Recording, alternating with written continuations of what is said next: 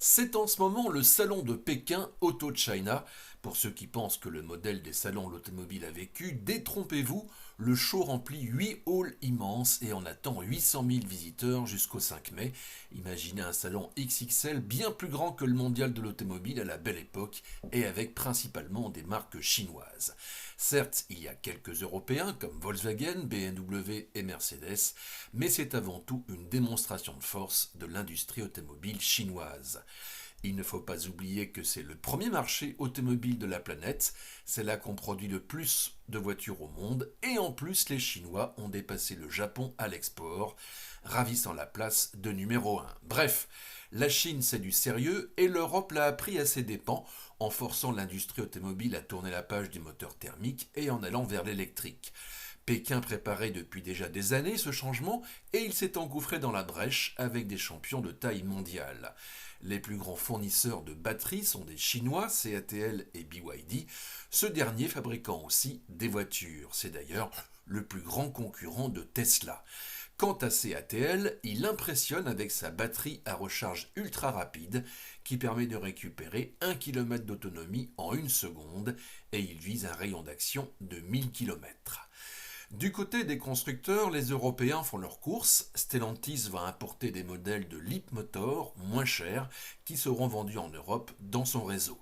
Quant à Renault, son directeur général, Luca De Meo, il a fait le voyage. Il s'est affiché notamment chez Xiaomi, le jeune constructeur qui monte, une marque venue du smartphone qui a vendu 100 000 exemplaires de son premier modèle en une journée.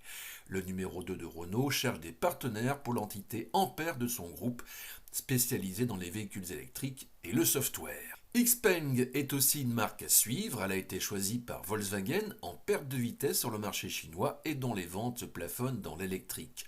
Ce jeune constructeur va peut-être révolutionner l'expérience à bord grâce à l'intelligence artificielle. Alors que l'industrie automobile digère à peine l'électrification et amorce une nouvelle ère, celle du véhicule défini par logiciel, Xpeng prépare la suite. Il vient de dévoiler à Pékin le véhicule défini par l'IA. Son système d'exploitation, qui s'appelle Tianjin, intègre directement de l'intelligence artificielle, une IA qui est reliée aux aides à la conduite et aide à reconstruire en temps réel l'environnement afin de mieux identifier les obstacles sur la route. L'intelligence peut détecter jusqu'à 50 objets sur une surface équivalente à 2 terrains de football. La marque est bien partie pour développer un système de conduite autonome et procède d'ailleurs à des tests actuellement en Allemagne.